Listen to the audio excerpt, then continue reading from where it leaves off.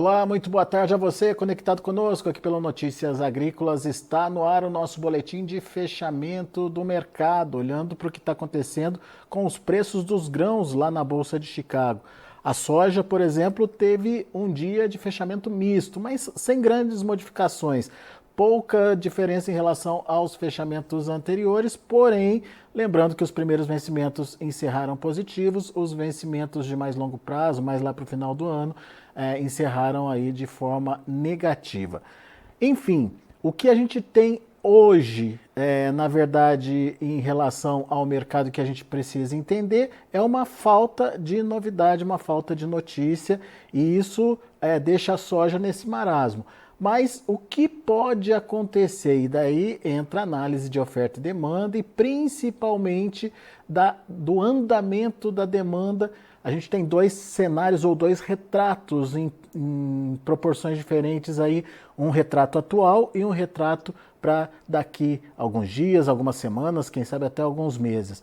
Vamos desvendar esse mistério. Quem traz mais detalhes para a gente dessas possibilidades é o Vitor Martins, lá da Amios. Está aqui já o Vitor com a gente. Seja bem-vindo, meu caro. Obrigado por mais uma vez nos ajudar a entender o mercado.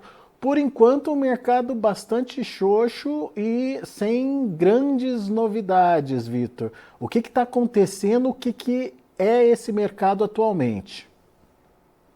Boa tarde, Alexander. Boa tarde a todos os ouvintes de Notícias Agrícolas. Exatamente, Alexander. Nós temos aí um dia de baixo volume de negociações na Bolsa de Chicago, mercado lateralizado, sem muito ânimo. Aí vamos discutir um pouco quais são os cernes desse movimento, quais são as tendências de curto e médio prazo para o mercado. E, claro, né, começando a olhar, sobretudo, nos próximos 2 meses, onde teremos aí uma mudança, né? Os fundamentos começam a apontar uma transição mais rápida da demanda de soja chinesa do Brasil para o mercado americano, que tem alguns pontos aí de atenção que a gente tem que olhar, que aparentemente o mercado está subprecificando ao longo aí dos futuros em Chicago. Muito bem, a gente tem aí dois pontos para discutir: oferta e demanda. Vamos começar com oferta, Vitor. Oferta, está faltando notícia nova depois do relatório do USDA, que no final das contas, quem olha só o relatório para a próxima safra americana não deixa de perceber um tom baixista no relatório, certo? Ah, com certeza, Alexander. Sobretudo quando olhamos, né, todo o cenário de oferta de soja para a safra nova como um todo, né, toda a temporada 24-25, onde o USDA ele projeta somente de estoques globais, Alexander, algo próximo de 128 milhões de toneladas, tá? Se formos considerar 128 milhões de toneladas, vai ser uma safra toda americana de soja somente de estoque disponível no mundo. Então, os estoques globais somente de estoques globais, o USA projeta mais do que toda uma safra americana, e isso, claro, impulsionado por uma grande produção no Brasil, que o USA estima em 169 milhões de toneladas, e, obviamente, né, um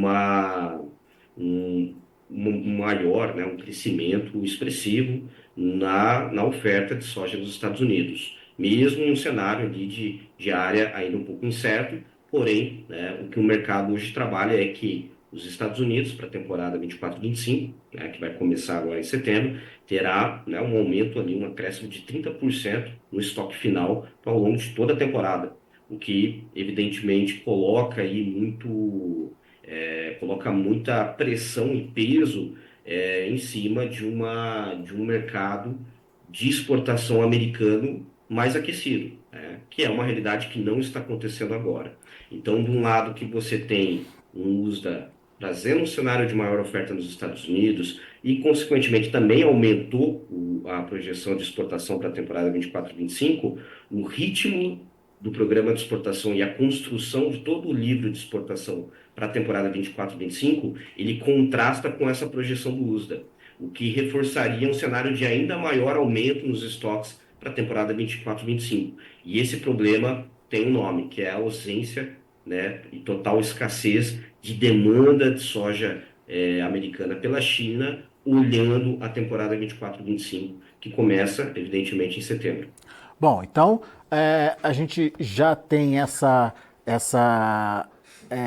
oferta, né, que tende a ser maior. Obviamente que tem todo um desenvolvimento de safra para acontecer, é só um retrato do que pode acontecer lá na frente, e por enquanto esse retrato mostra que a oferta pode vir grande se tiver tudo bem com a safra americana. Daí você coloca um outro ponto aí para a gente, que é o lado da demanda, e que está faltando demanda pela soja americana. Por quê? O que está acontecendo, Vitor? Exatamente, Alexander. Então, né, só complementando com o ponto que você falou, ainda olhando do lado da caixinha da oferta, realmente, hoje a gente pode, qual é hoje o arco narrativo, assim, right now, de agora, que fez com que a soja fechasse de forma anêmica no 0 a 0 e que ontem subisse quase 20 pontos ali nos principais referências de futuros, né, spot sobretudo, e devolveu todos os ganhos e ainda fechou negativo. Então, toda esse marasmo, né, todo esse ócio que hoje a gente pode observar, sobretudo nos últimos 2 dias da soja, é que o mercado tinha ainda como uma adição de prêmio de risco o cenário de plantio, né? Obviamente, os Estados Unidos, ele começou muito dentro da janela, né, o plantio, sobretudo para o milho, muito dentro da janela, porém o excesso de chuvas ao longo de todo o cinturão do milho, ele foi dificultando, né, o progresso e o avanço de plantio, e que hoje ele é muito mais notório para o milho. Se você for olhar os condados produtores como Iowa, Illinois,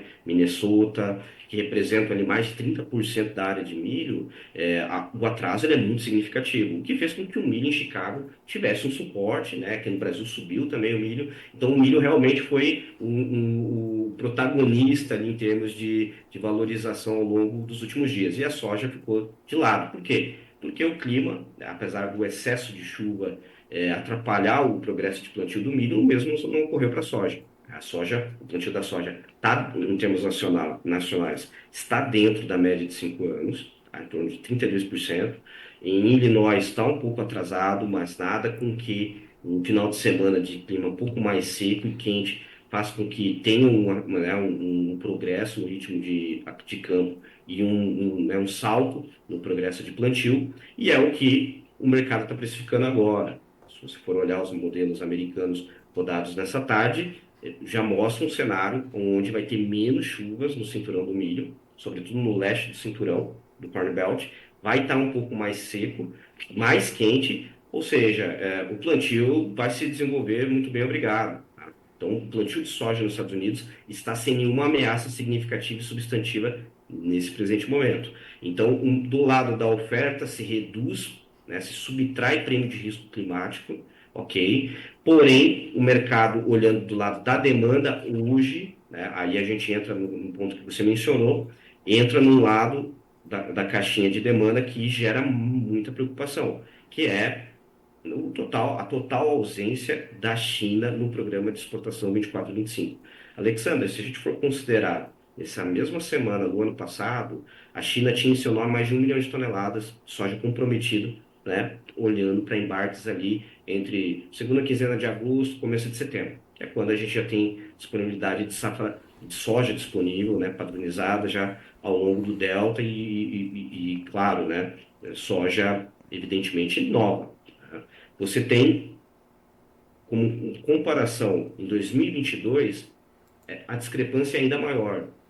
Nesse mesmo período do ano, em 2022, a China tinha em seu nome registrado e comprometido, nomeado em seu nome, Alexander, mais de 7 milhões de toneladas. Se você for somar com desconhecidos, lá em 2022, passava de 3 milhões de toneladas. Então a China tinha um total de, pode considerar, 10 milhões de toneladas em seu nome comprometido de soja, safra nova, pelos Estados Unidos.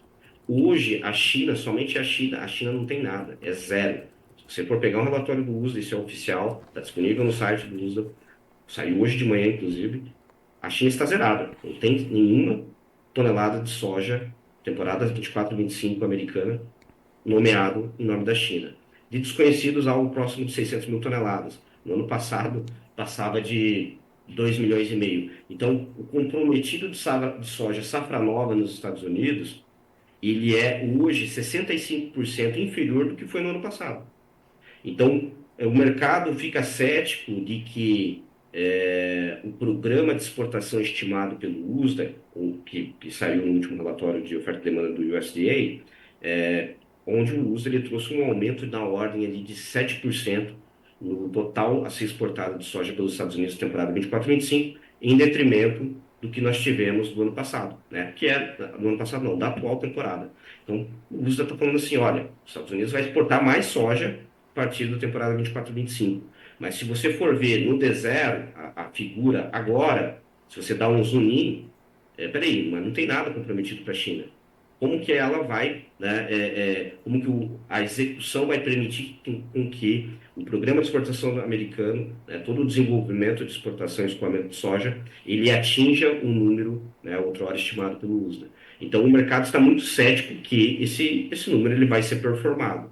Isso é olhando o copo meio vazio, mas nós temos que olhar o copo meio cheio também.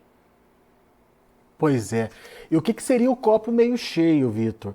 É, Nesse momento, então, a gente tem uma demanda fraca pela soja americana e não está ajudando a trazer perspectiva de melhora de preços. Mas o copo meio cheio tem que olhar o que está acontecendo no Brasil, é isso? Também, Alexander, eu vou começar, né, de cima para baixo, né? Então, de norte a sul. Vamos falar América do Norte, vamos olhar o hemisfério norte como um todo, né? Então, vamos falar China, vamos começar pela China, vai, top down. O copo meio cheio primeiro a China está pouco coberta de soja para julho. Ponto. Hoje a cobertura das fábricas, ela são baixíssimas, tá? Existe um aumento na demanda de ração e, obviamente, de proteína.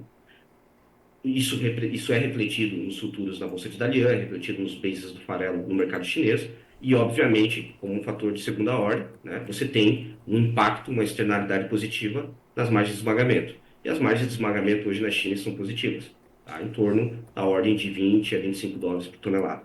Então, esse é o primeiro fator, tá? O segundo fator é a China está pouco coberta em termos de demanda de soja para esmagamento em julho, em todo julho como um todo. Em torno de 30% apenas é a cobertura das indústrias esmagadoras da China. Então, se você for olhar, peraí, a China está pouco coberta de soja para julho. E olhando o copo meio cheio, como eu disse anteriormente, onde no livro os Estados Unidos for considerar todo comprometido para a safra nova americana, que não tem uma tonelada, né, uma saca de soja americana comprometida no livro nomeada em nome da China, isso nos leva a crer que, atualmente, o player mais vendido em soja americana é a China, que é o seu maior comprador. Então, a China nunca esteve tão vendida em soja americana como ela está agora. E uma rápida demanda de necessidade de cobertura da China de soja americana, obviamente, refletiria em sua devida proporção ao longo dos futuros da soja, em todo o flat price da soja, sobretudo nos portos do Golfo, em todo o PNW, né, todo o hub de exportação americano. Então, olhando o copo meio vazio, realmente o mercado dando um zoom in, né, se você dá um zoom in, realmente não é animador. A China não tem nada em seu nome de soja safra nova americana. Se você dá um zoom out, peraí, a China está muito vendida e muito pouco coberta de soja americana. E muito dessa dinâmica ela veio ocorrendo porque a China ela vem comprando muito de mão para boca, sobretudo soja spot aqui no Brasil. Então, essa semana, eu pude observar, a China originou mais de 20 barcos até agora de soja aqui no Brasil. E essa maior demanda de soja da China cobrindo posição de junho, Alexander, aqui no Brasil, fez com que, para e passo, né, em paralelo, a menor oferta de soja no interior, todo o cenário que a gente já vai continuar falando sobre o Sul, você tem o quê? Um cenário que os bases da soja aqui no Brasil dispararam. Então, se você for olhar hoje o flat price da soja aqui no Brasil, ele está perto das máximas do ano. E se você for olhar apenas o prêmio FOB Porto, hoje ele está na máxima de toda a temporada. Saiu ontem negócios ali na ordem de 50 centavos por bushel acima de Chicago para embarque em julho, sobre junho em Chicago. O que isso nos leva a crer? Que os prêmios estão na máxima histórica. Máxima histórica não, máxima da temporada. Historicamente, a média dos prêmios para essa temporada, ela é na casa de 80 centavos por bushel. Ou seja, está ligeiramente ainda abaixo da média dos últimos 5 anos. Se formos considerar em relação ao ano passado, Alexander, Nesse mesmo período do ano passado, o prêmio da soja no Porto, pegando com base o paper Paranaguá, ele estava sendo ofertado, nesse mesmo embarque, né, embarque julho sobre junho em Chicago, em torno de menos 140, menos 130 centavos por bushel. Ou seja, o prêmio da soja estava extremamente negativo nesse mesmo período da temporada. E hoje ele está na máxima da temporada. O que isso nos leva a crer? Que, de um lado, você tem uma China mais ativa, o próprio USDA traz isso, né? O USDA manteve, né, o seu ritmo de importação da China, a sua estimativa em 105 milhões de toneladas. A China continua muito ativa de soja na originação de soja aqui na América do Sul, mas do lado da oferta, onde realmente está aí tá aí o buraco da bala, né? Onde você tem um mercado menos ofertado.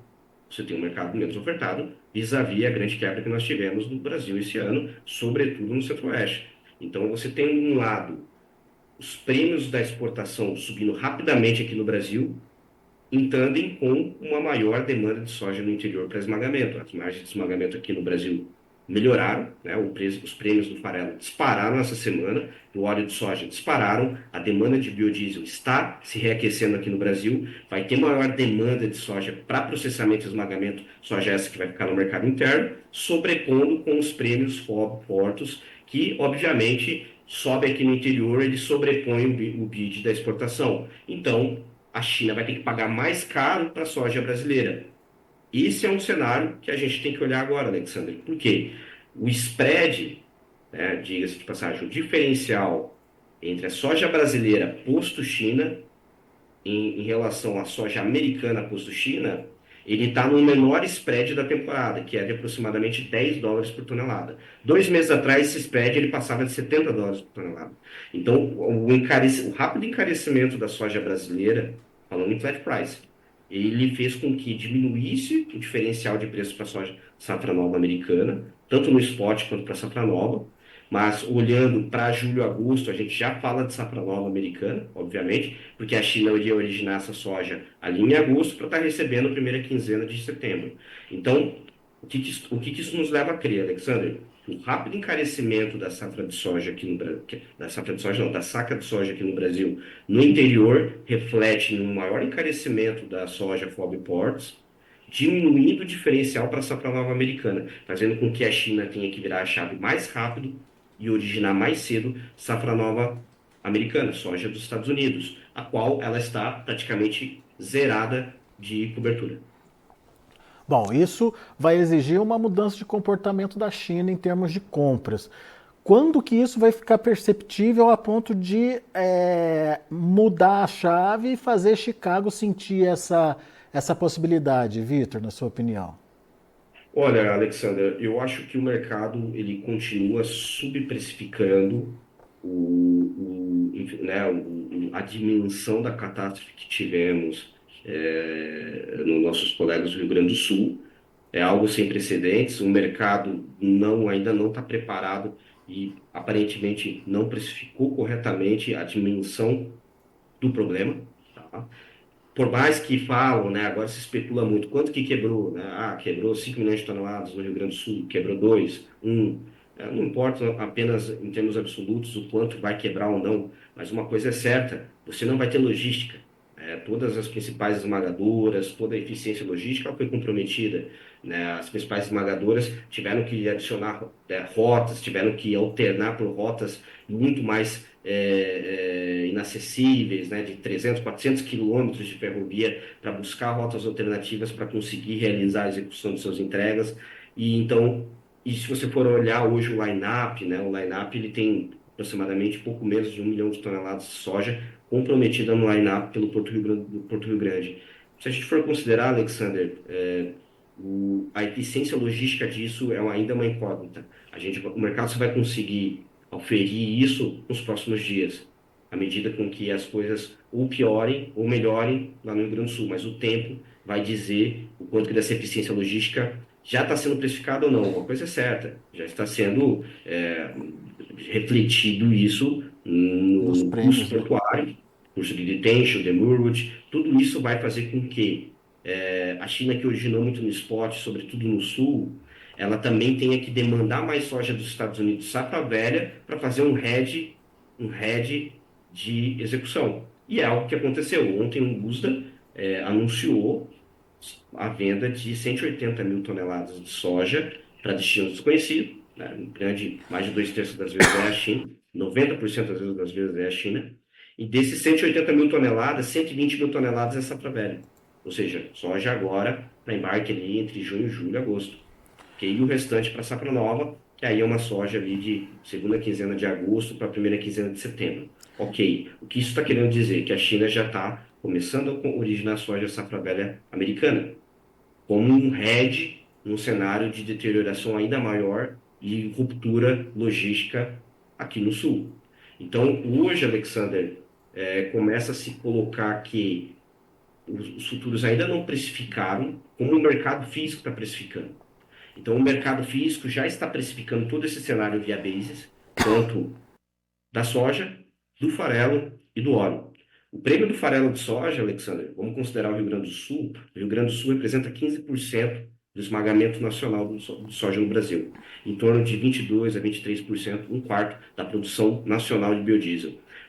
Somente o Rio Grande do Sul, né, tem uma capacidade estática de processamento de mais de 31 mil toneladas dia, dividida ali em 130 unidades industriais. Se você for considerar o prêmio do farelo, que hoje quem tem soja para esmagar é o Rio Grande do Sul, o prêmio do farelo somente essa semana ele saiu de mais 3 acima de Chicago para quase US$ 20 por tonelada curta. Ok, não vou entrar nesses detalhes, mas o prêmio do farelo disparou.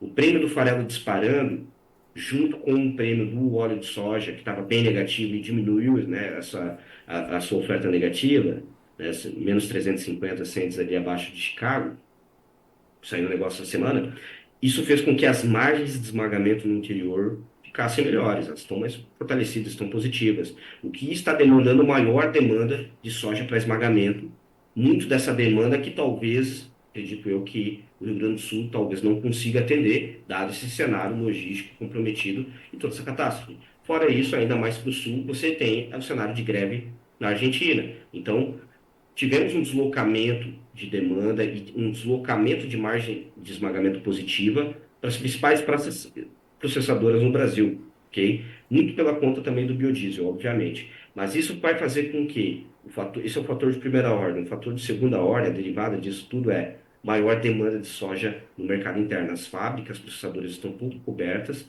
para julho e agosto, e elas vão ter que, né, assim, evidentemente, acelerar a sua cobertura de suas fábricas competindo diretamente com a soja no porto, encarecendo o preço da soja FOB. E, claro, diminuindo o spread para a safra americana, forçando a China a virar a chave mais cedo para as importações de soja nos Estados Unidos. Muito bem. Bom, isso tudo a gente está só debatendo, né, Vitor, do ponto de vista da demanda e da volta da China comprando nos Estados Unidos em função de uma menor oferta aqui do Brasil. Isso nem a gente colocou em previstos com a safra americana, né? Que é muito possível, muito provável também por conta de clima, né? É o tal do mercado climático. Exatamente, Alexander. A gente está cedo a falar, né? Usualmente, depois de 50% plantado, e usualmente depois do início do plantio, leva-se ali seus 50 dias para full emergency, né? Para emergência total das lavouras, uma maior classificação visual acerca da qualidade e das condições das lavouras. Então, toda essa especulação ainda não começou não está refletindo nos preços, não está precificada nenhum tipo de incerteza acerca da qualidade das lavouras, da avaliação e classificação das lavouras e, claro, do potencial produtivo das lavouras. O milho já está começando a ser colocado em debate isso, né? O quanto que o atraso no plantio da soja, do milho, passando do dia 15, né, começa a decair o potencial produtivo. Existem algumas regrinhas, né? Por exemplo, em Illinois, a janela de plantio do milho ela é até o dia 30 de maio, mas em Minnesota, algumas outras regiões mais ali, ao longo do norte, ali do cinturão, a janela ideal ela encerra essa semana, né? Dia 15, dia 16, ali até dia 17 de maio. Passada essa janela, já se perde cobertura por parte das seguradoras e potencial produtivo. Então, lembrando que toda a modelagem do programa, do programa, não, do balanço de oferta e demanda da soja e do milho para a temporada 24/25, o qual foi divulgado pelo USDA ali, né, enfim, no último dia, no último relatório agora de maio, semana passada, a modelagem disso considera uma produtividade recorde para a soja e recorde para o milho. Então, para o milho fala-se ali de 181 buchos por acre e para a soja 52 buchos por acre. 52 buchos por acre já é a linha de estimativa máxima que o USDA já sai na largada, projetando. Então, todo o balanço de oferta e demanda dos Estados Unidos, do lado da oferta, ele tem como um input na modelagem ali do USDA e do mercado, considerando uma produtividade de 52 buchos por acre. Isso já é um cap, já é um teto. Né? Existe um potencial muito maior de downside, de redução nessa produtividade do que subir. Claro, e o clima dita muito isso, ou seja, começa a perder, se o clima continua muito hostil, excesso de chuva atrasando o plantio da soja, começa a se perder janela de potencial produtivo. Perdendo janela de potencial produtivo vai colocar em risco, em xeque, os números do USDA, que hoje já estão na linha máxima da estimativa. Entende? Então, existe um cenário muito mais provável de o clima não se comportar como o USDA espera e como o mercado espera, ter que se reduzir o potencial produtivo da soja e, evidentemente, isso vai refletir numa menor oferta disponível. Se a gente for considerar, Alexander, no mesmo período do ano passado, o USDA estimava exatamente 52 buchos por acre. Ele começou lá em fevereiro do ano passado, no dia 28 de 2023, 28 de março de 2023, não, desculpa, 28 de fevereiro de 2023, já saiu, né, no fórum do USDA a estimativa de 52 buchos por acre. No relatório de intenção de plantio, né, veio uma área ligeiramente acima do que o mercado esperava, mas a produtividade toda trabalhada e modelada era de 52 buchos por acre. Ao longo da temporada, nós tivemos uma onda de estiagem muito severa. Você vai lembrar que as classificações de condições boas e excelentes da soja foram as menores desde 1980, né? Então caiu muito, né, as condições boas e excelentes da soja rapidamente, uma grande seca nos Estados Unidos, e a produtividade saiu de 52 buchos por acre para 50,6. Então, hoje, o USDA ele sai dos mesmos 52 buchos por acre. E o clima vai ter que trabalhar perfeitamente para se manter essa produtividade, ou vai ter que ter um aumento, uma compensação para manter essa oferta, né, estimada pelo USA, um aumento de área plantada se ocorrer uma eventual queda de produtividade. Então, uma conta vai ter que contrabalancear a outra. Aumenta a área, compensa queda de produtividade. E a área, tudo mais constante, nós só vamos ter uma atualização agora, no próximo relatório de área final, que a gente fala, né? A real área plantada nos Estados Unidos, que usualmente ele ocorre ali no dia 28 de junho, no final de junho. Então, que será o grande driver de preços do mercado, que é o relatório ali de área nos Estados Unidos do dia 28 de junho, tá? Aproximadamente. Mas vai ser para o final de junho. Muito O bem. que isso quer dizer? Que até lá, Alexandre, realmente existe um hiato de maiores riscos do lado da oferta no que tange a safra nova americana, tá? E, claro, o mercado vai ficar muito mais atento no lado da demanda, né? Os drivers, os catalisadores de preço da demanda, diga-se de passagem, maior demanda China, que, claro, é dependente também de um mais rápido encarecimento da soja aqui no Brasil. Muito bem. Ô, Vitor, o pessoal já está participando com a gente. A gente tem aqui o Fabiano. Se você pode fazer a comparação de estoques ano versus anos, só para ele ter como efeito de comparação. Você já citou o estoque americano, né, que aumenta de 9 para 12, é isso? Exato, ele aumenta de 9 para 12, né, se você for considerar a nova projeção, né, de oferta e demanda para maio, agora, no último relatório de maio, para a temporada 24/25, né? Então é um incremento ali de estoque superior a 30%, né? E Se você for olhar global, o né, Mundial, é isso que eu ia perguntar. O Mundial aumenta também nessa proporção? sim, sim, sim. De um mundial ele ainda é maior, tá, Alexandre? Ó, pode considerar 128 milhões de toneladas, no ano passado foi 111, né? Pode considerar ali 17 milhões de toneladas. Então, o mundo vai ter 17 milhões de toneladas a mais na temporada 24/25, de acordo com o USA. Muito bem. É isso. tá? E 128 milhões de toneladas, ele é superior, é um volume de soja, de estoque de soja, superior a toda a safra, toda a produção americana estimada para 24 e 25. Ou seja, o mundo todo, o mundo terá de estoque uma safra toda americana disponível para demanda. Muito Tá? bem. Porém, isso é claro, você olhar do lado da oferta. Do lado da demanda, você também tem demanda de esmagamento crescendo a níveis recordes. A China vai ter o recorde de importação. Tá? Só para você ter uma ideia, Alexandre, o USDA para essa temporada atual, 24, 23, 24, o USDA estima 105 milhões de toneladas de demanda chinesa, de importação China. Tá? Para a safra nova, 24, 25, o USDA está falando de 109. Uhum.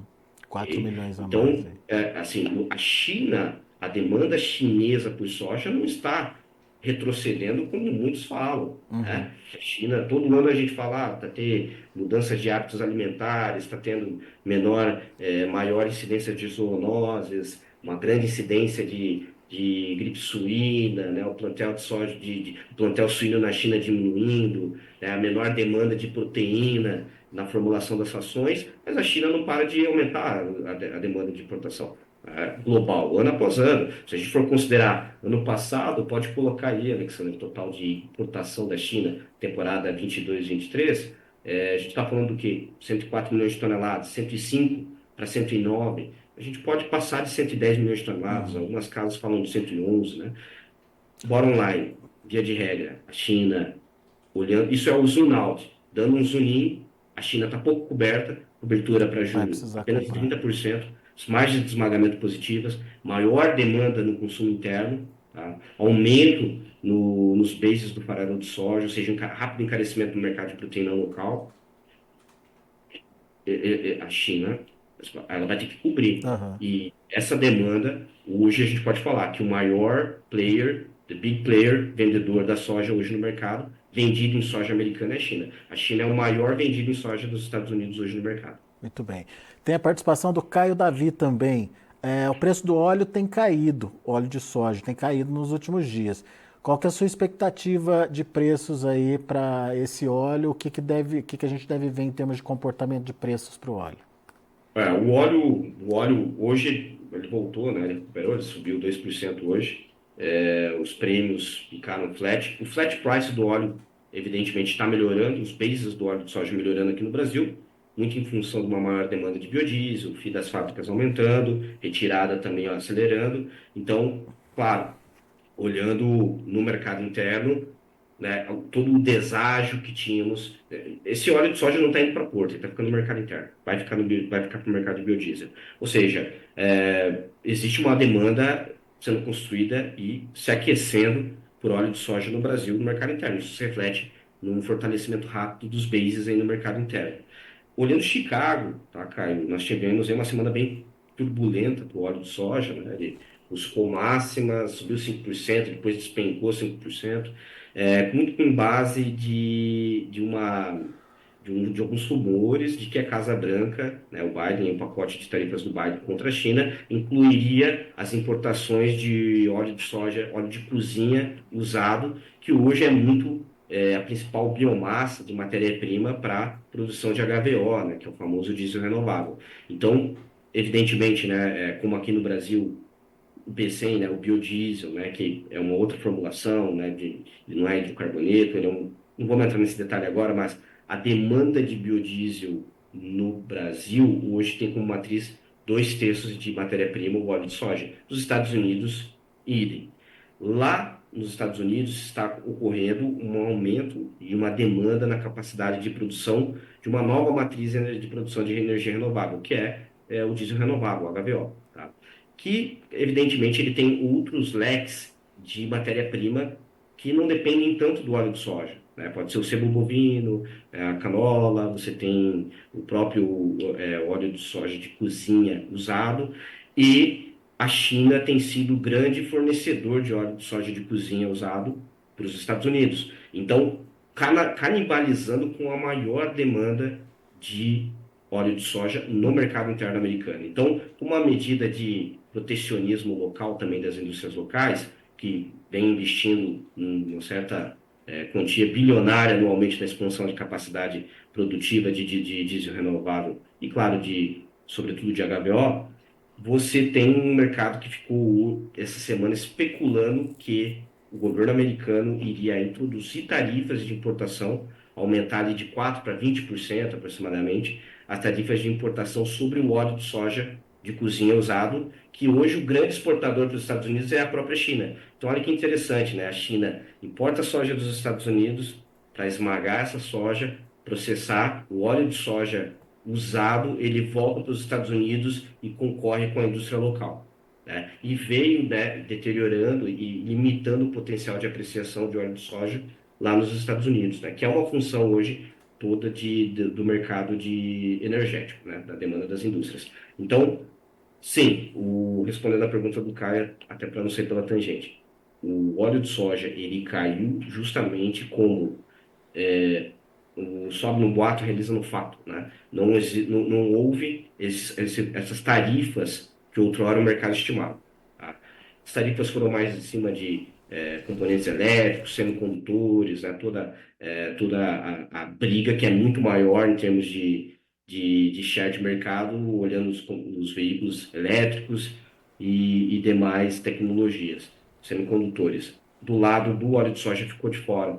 Então, o Uhum. mercado realizou porque acreditava que o Biden iria anunciar, né, essa tributação, essa medida de antidumping em cima das importações chinesas. Muito Não bem. ocorreu, mas o NOPA, né, a Associação hoje dos Processadores de Oleaginosas lá nos Estados Unidos, né, semelhante à nossa Biob, já entrou, está estudando medidas de protocolar e entrar com uma medida de solicitação de aumento de tarifa, né, para permitir, né, uma concorrência mais justa nas indústrias americanas. Então, o óleo de soja ficou essa semana sendo uma função de boatos, muita fofoca sendo no mercado, e, claro, ainda tem-se muito a construir, né, sobretudo num cenário de maior demanda para o biodiesel aqui no Brasil, o flat price do óleo de soja aqui no Brasil deve se fortalecer. Muito bom. Ô, Vitor, a gente está com um tempo meio estourado, mas ainda tem duas perguntas aqui que eu queria te fazer. Uma é do Ronaldo Sobreiro. Ele quer entender o seguinte: a China está prevendo escassez de soja aqui no Brasil e por isso ela estaria buscando ou vai buscar nos Estados Unidos, e isso vai acontecer antes da eleição por lá? Ah, com certeza. Assim, até as eleições, é claro, vai ter esse temor, né? Mas não é algo que vai refletir nesse terceiro e quarto trimestre. Se for refletir, vai ser mais lá no segundo trimestre do ano que vem.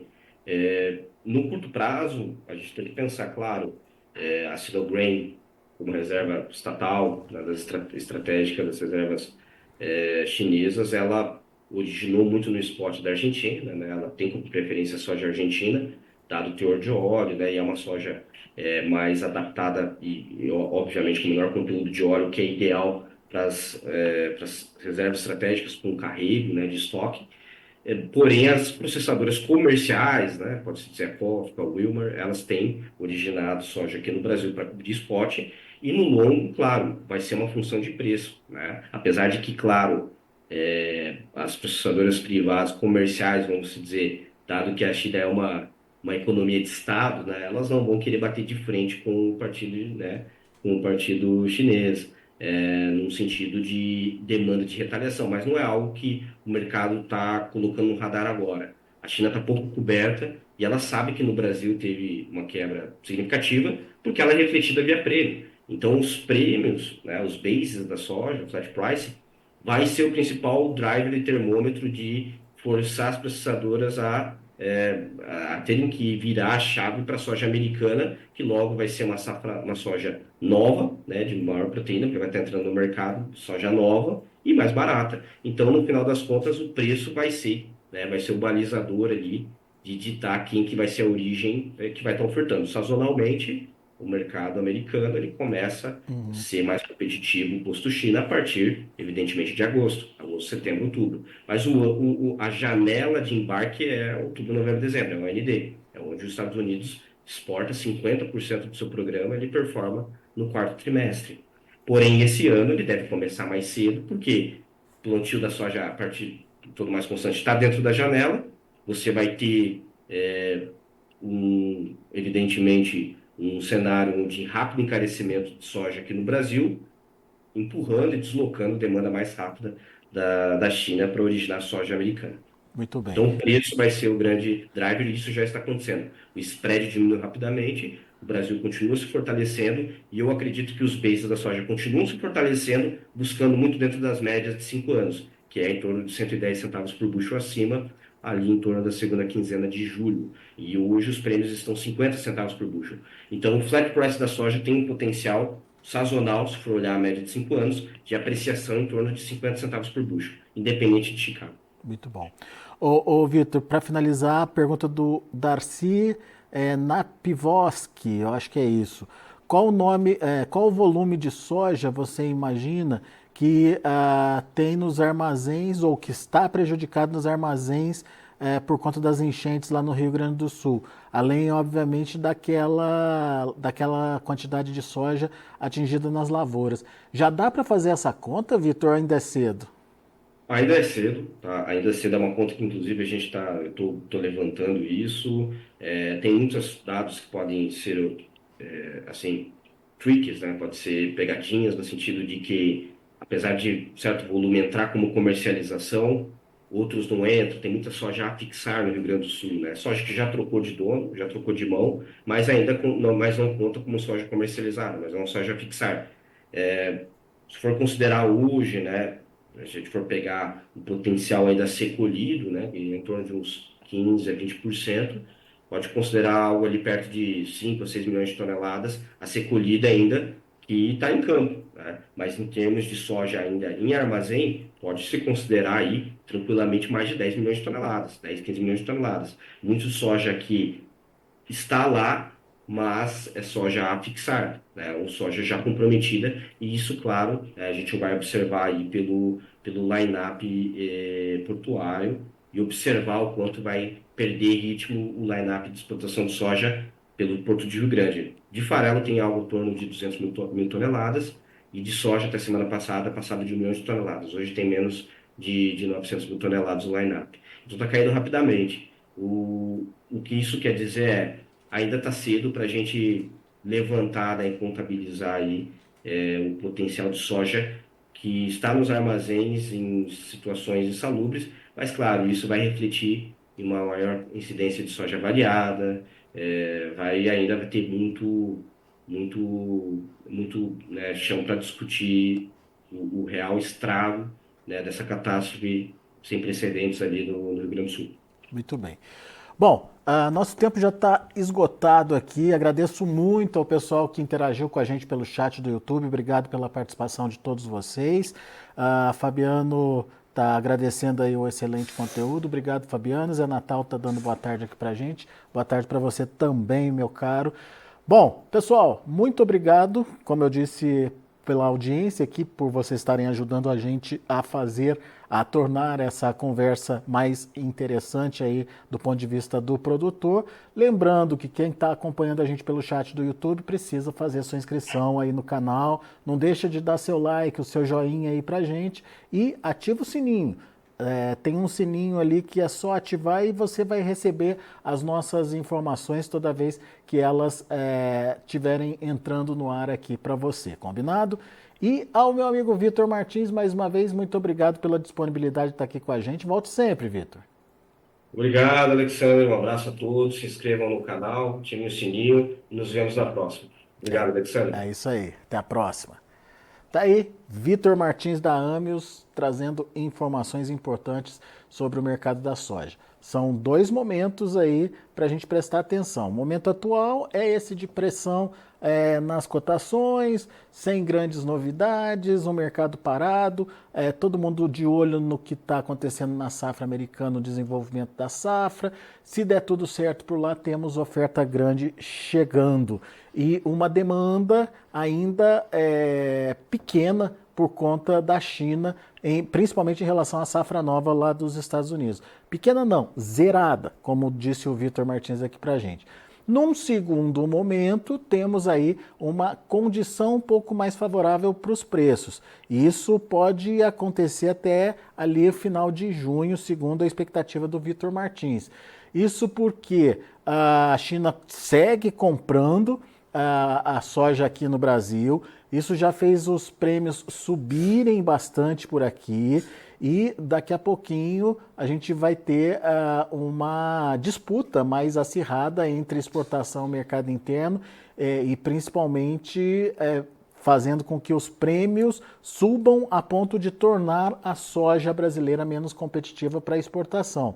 Qual que é a tendência? Da China, que está bastante atrasada nas compras, segundo o Vitor Martins, para julho e agosto, enfim, lá para o segundo semestre, que se foque, portanto, na safra lá dos Estados Unidos, e isso pode dar um incentivo aí para uma rodada de alta nos preços. Então, 2 momentos aí para a gente esperar, para a gente aguardar. Vamos ver como esse mercado ele se concretiza. Deixa eu passar agora como encerraram as negociações na Bolsa de Chicago. Você acompanha comigo na tela. Vamos lá? A soja hoje teve um dia de fechamento misto. Primeiro vencimento julho subiu quase 3 pontos, fechou a 12,16. O agosto também 12,16 com alta de meio ponto. Setembro caiu 2 pontos, fechou a 12 dólares por bushel, e o novembro 11 dólares e 99 centes por bushel, queda também de 2 pontos. Vamos ver o milho. O milho para julho, 4,57, queda de 5,5 pontos. Setembro também caiu os mesmos 5,5 pontos a 4 dólares e 67 centes por bushel. O dezembro, 4 dólares e 81 centes por bushel, queda de 5 pontos mais 25. E o março, 4 dólares e 94 centes por bushel, queda de 4,5 pontos. Esses são os números do milho. Vamos ver o trigo. Já fechamento do mercado. Setembro caiu 2,5 pontos, fechando a 6,63. Dezembro 6,83, 2,5 de queda. Março 7 dólares e 7 centes por bushel, também 2,5 de queda. A mesma queda para maio, que fechou a 7 dólares e 24 centes por bushel. São os números já de fechamento do mercado lá na Bolsa de Chicago. A gente vai ficando por aqui. Agradeço muito a sua atenção e a sua audiência. Notícias agrícolas, informação agro-relevante conectada.